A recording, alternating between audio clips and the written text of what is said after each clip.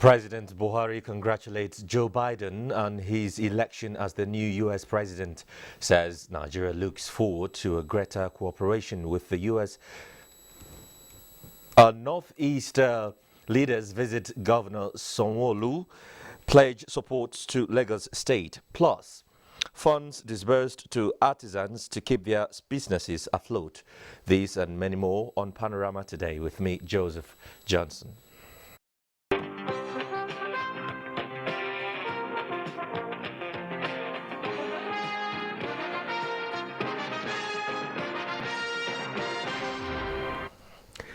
Hello and welcome to the program. President Muhammadu Buhari has congratulated former Vice President Joe Biden on his election as new President of the United States. In a statement, the Nigerian leader says election is a significant reminder that democracy is the best form of government because it offers the people the opportunity to change their government by peaceful means, as it offers freedom of choice and the supremacy of the will of the people. As an experienced politician who had served as congressman for 4 decades and a vice president for 8 years, President Buhari says this is a remarkable track record that gives the U.S. hope that his election will add value to the presidency and world affairs. President Buhari also says Nigeria is looking forward to greater cooperation with the United States, especially at economic, diplomatic and political levels, including the war against terrorism. Although U.S. President Donald Trump hasn't conceded defeat, world leaders swiftly congratulated Joe Biden for his victory of the 2020 U.S. presidential election. Here is Justin Bemuye with the compilation of all this. World leaders have extended their congratulations to President-elect Joe Biden after he was projected to be the winner of the 2020 presidential election. Many of the leaders have been thrown off course by the unpredictability of President Donald Trump's leadership style, and many of them also have interacted with Biden before, as he has a long history of delving into foreign policy as a member of the U.S. Senate from 1973 to 2009, and as vice president from 2009 to 2017.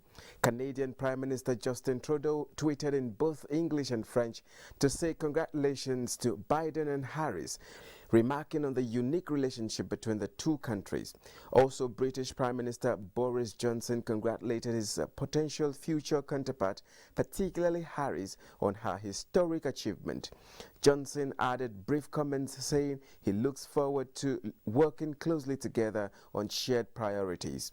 In the same vein, Indian Prime Minister Narendra Modi spoke with pride of Harris' path-breaking success, as Harris, in addition to being the first woman vice president-elect and first black vice president-elect, will become the first Indian-American vice president-elect. Following Trudeau's example, French President Emmanuel Macron tweeted out a statement in English and French. While Macron's statement was little more than a general congratulations, he did speak of the work that will lie ahead, saying that the two nations will have to overcome today's challenges. European Commission President Ursula von der Leyen was even more prescriptive in a kudos note, as he said the European Commission stands ready to intensify cooperation with the new administration and the new Congress to address pressing challenges they face. This is just as the President of the African Union Commission, Musa Faki Mohammed, also congratulated the President and Vice President-elect, as he said the African Union Commission looks forward to a new, stronger USA-Africa relationship based on mutual respect and shared values of international cooperation. Justin Bemunyi, NTA News. Former President Olusegun Obasanjo has joined millions in the United States of America and the rest of the world to congratulate President-elect Joe Biden for his victory.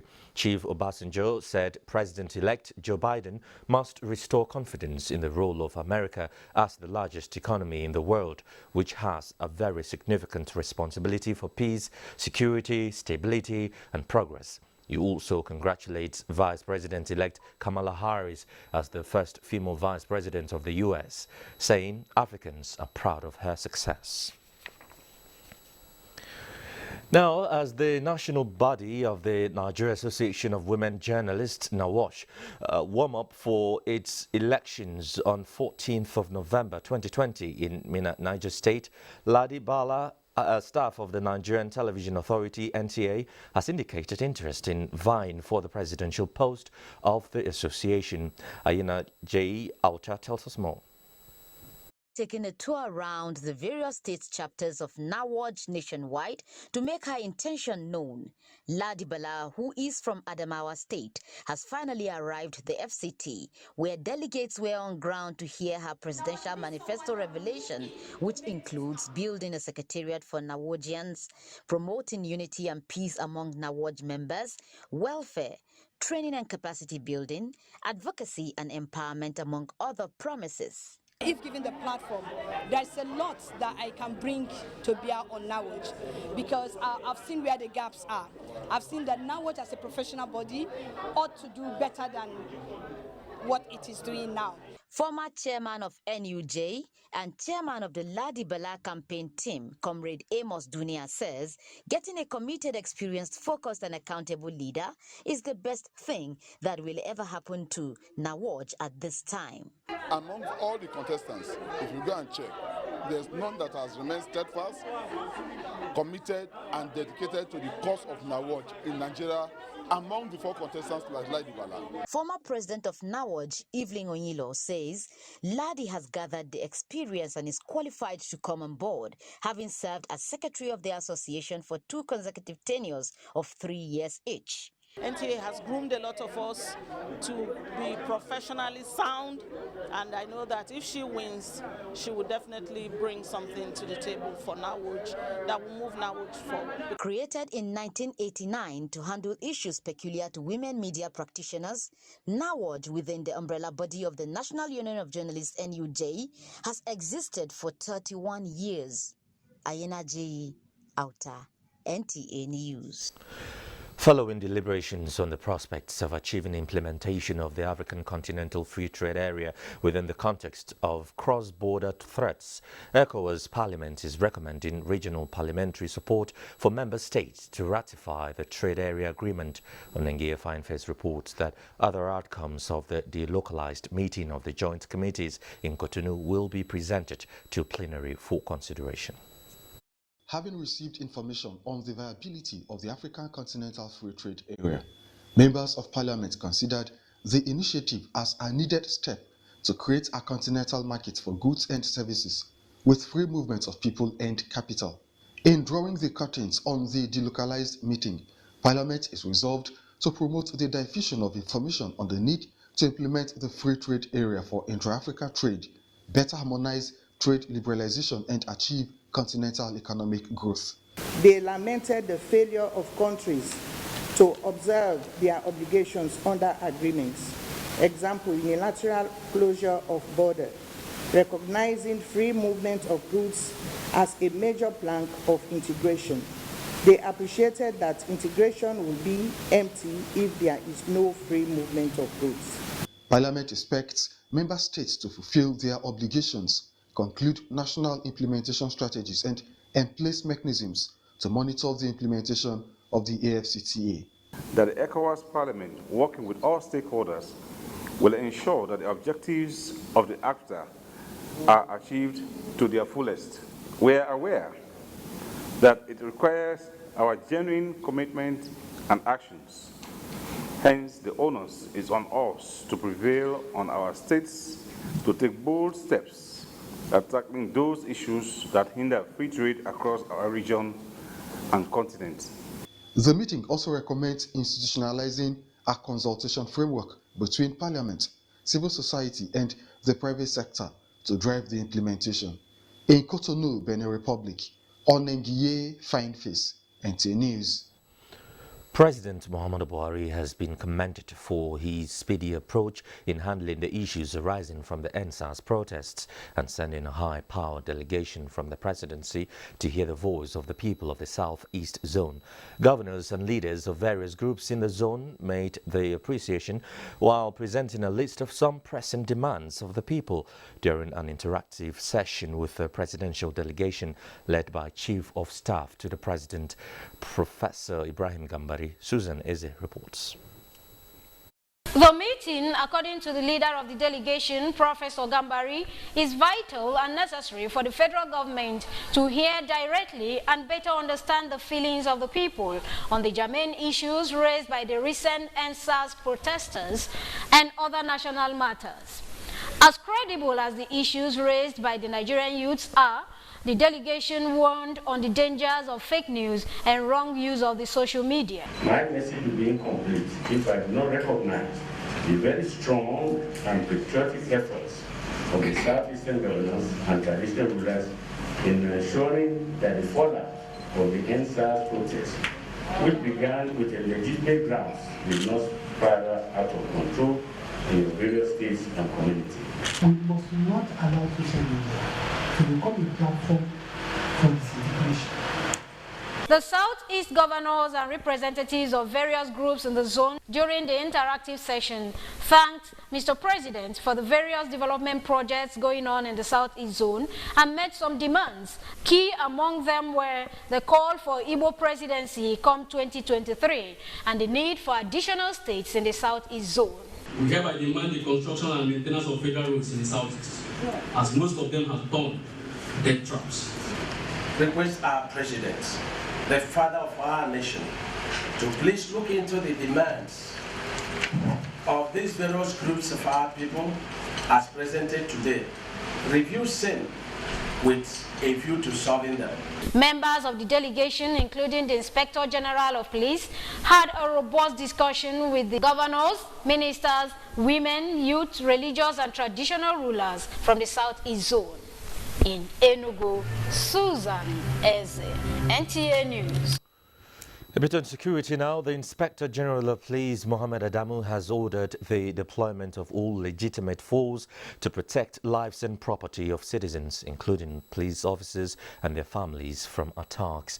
The IGP explained that the force will not tolerate a repeat of the horrendous attacks and killings, arson and wanton destruction and looting of public and private assets witnessed during the recent violent protests in some parts of the country. He warns that the force shall deploy the full weight of the law and legitimate force, if necessary, in preventing a reoccurrence. Let's just take some messages now. Panorama continues shortly. Stay with us.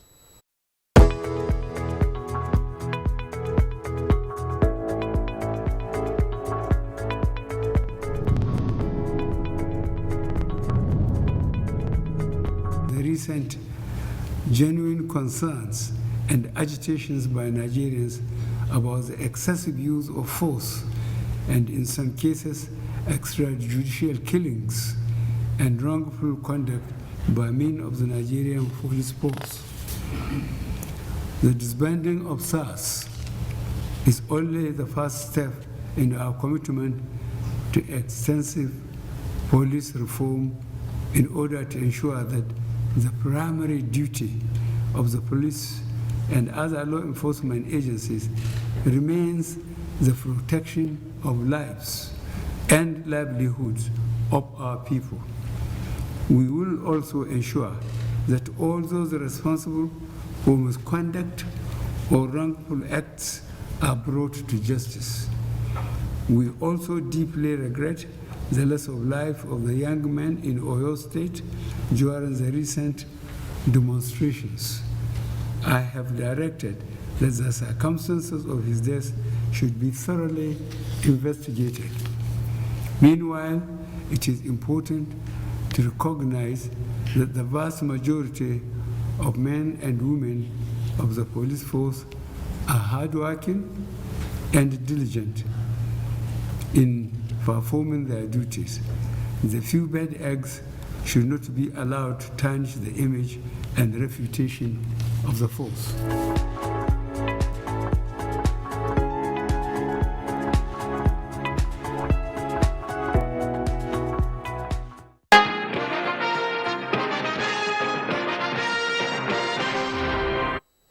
You're still watching Panorama with me, Joseph Johnson.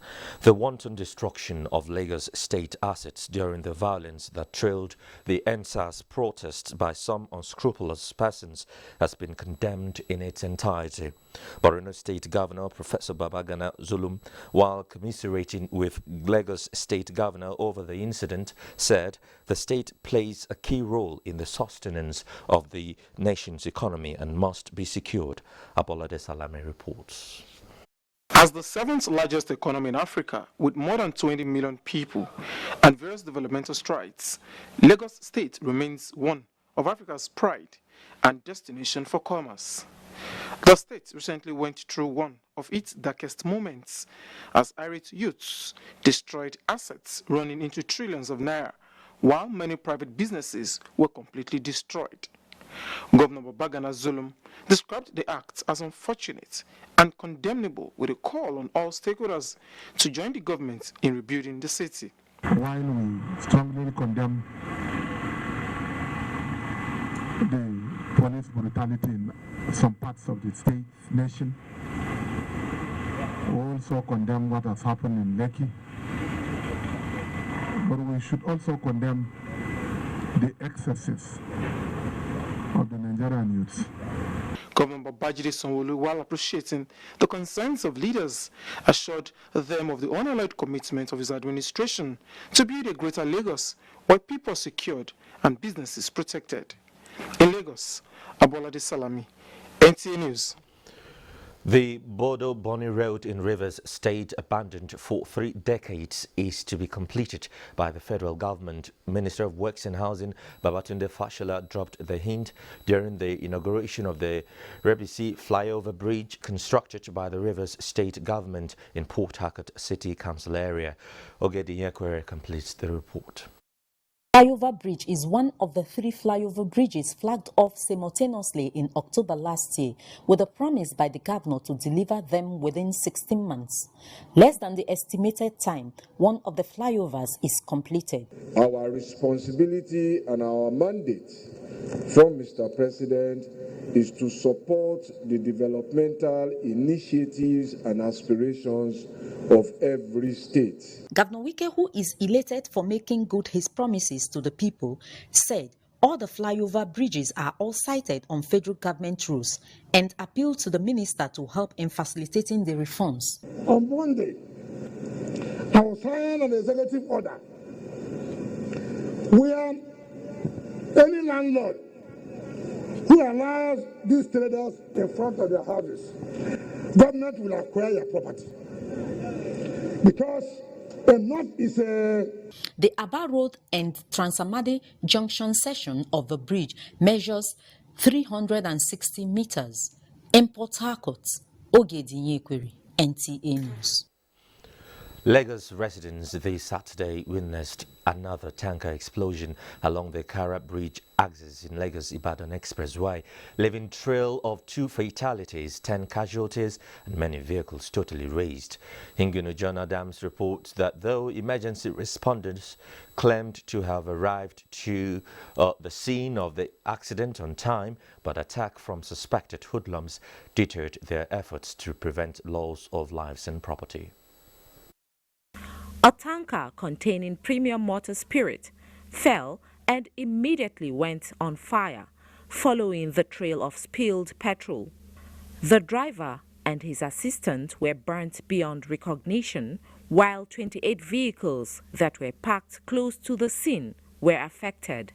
It was sad that rescue teams of the Federal Road Safety Corps, FRSC, and Lagos Fire Service were prevented from accessing the scene by hoodlums. The debris has been removed from the scene and the road is now open. Meanwhile, the inferno that gutted Owando Tank Farm in Apapa since Thursday, 5th November, has finally been put out. This came after 48 hours operational fight by agencies concerned. We put efforts all through the whole day. In the night, we came up with additional technology that had to attack the fire aerially. No life was lost and no injury was recorded. In Lagos, Hingino John Adams, NTA News. The National Oil Spill Detection and Response Agency, NOSTRA, says the Federal Ministry of Environment is in collaboration with the Aviation Ministry to ensure adequate facilities to contain fire outbreaks and oil spills are put in place at specified airports. The Director General of the agency, Idris Musa, said this when reacting on the OVH tank farm fire incident in Lagos. Kenneth Nanim reports. As such. The briefing by the DG NOSRA is coming in the wake of Thursday's OVH tank farm fire incident in Lagos, explaining collaborative efforts by the Ministry of Environment and Aviation towards improving capacity of relevant authorities to adequately contain such emergencies. The DG said specific areas have been secured in 4 major airports in the country for the purpose. We have revamped that and we have gone 60–70% of it. In setting the record straight on the fire outbreak, the herdsman of NOSRA explained that the farm has a total of 34 million litres storage capacity for various petroleum products, but the particular one gutted by fire is a 10 million litre PMS tank, which has about 7 million litres at the time of the incident. He alleged fears of further spread or explosion as the fire is being contained through collaborative efforts. What we do is to make sure that the body of the tank is cooled, and to that extent a lot of water was deployed wetting the sides of the tank. To the glory of God, I think that is being contained. Not fully contained, but at least it's been possible now to make sure that it does not extend. Downstream sectors and midstream that have facilities around that place have also taken into consideration and put in place their contingency plans. Investigation to ascertain the cause of the inferno, he said, is still ongoing. Kenneth Nanim, NTA News. About 3,000 applicants in Abia State are waiting to receive the federal government's SMEs grant to keep their businesses afloat. Benson Osadebe reports. The government, in its desire to boost the nation's economy, has designed several grants and soft loans for small-scale businesses. The latest is a 30,000 naira grant to SMEs to cushion the prevalent economic hardship. This is not the first time citizens in Abia State will benefit from such federal government's gesture. This is what I believe the post-COVID strategy of government to support what I might call people at the lowest strata of life. This 57-year-old beautician with over 100 other members of her association is waiting for the support scheme.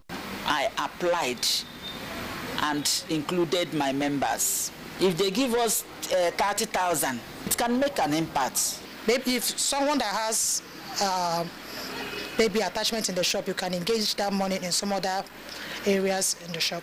Unlike the beautician and her colleagues, some artisans in Aba are ignorant of the program. No, I don't know. The government is supposed to tell the citizens that are giving grants to the individuals. I don't know that government is giving money to artisans.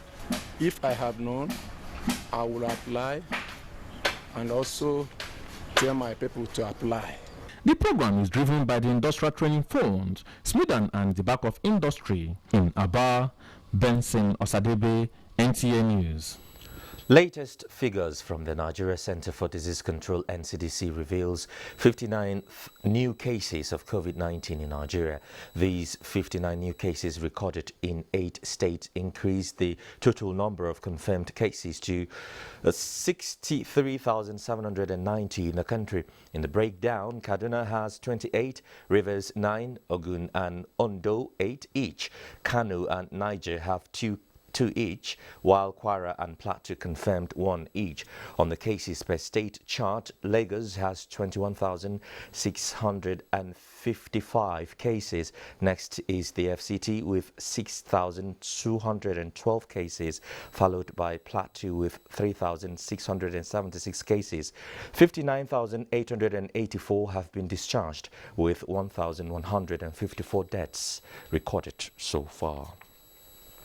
Let's bring you sports now. Minister of Youth and Sport Development, Sunday Dare, says spectators will not be allowed into the Samuel Ogbemudia Stadium, Benin, to watch the match between the Super Eagles and Sierra Leone. Gift George is our guide on Sports Update. The minister insisted that fans will not be allowed to watch the Nigerian-Sierra Leone African Cup of Nations qualifiers scheduled for the Samuel Ogbemudia Stadium on 13 November. From Benin, Elizabeth Omoko reports that the sports minister told newsmen in Asaba that the ministry will abide by the decisions of the Presidential Task Force on COVID-19, which bans gathering for sporting activities. The match, of course, is a desire that at least the fans will be able to watch the match. But you will have seen globally the second wave of COVID-19. Nigeria were back on the spike again. It's just the timing. We cannot bury our heads and pretend. The PTF is considering a second lockdown in this country. Meanwhile, the Nigerian Football Supporters Club has appealed to the minister to grant the club permission to cheer the Super Eagles to victory. It would have been proper for us to be in the stadium to cheer the Super Eagles to victory.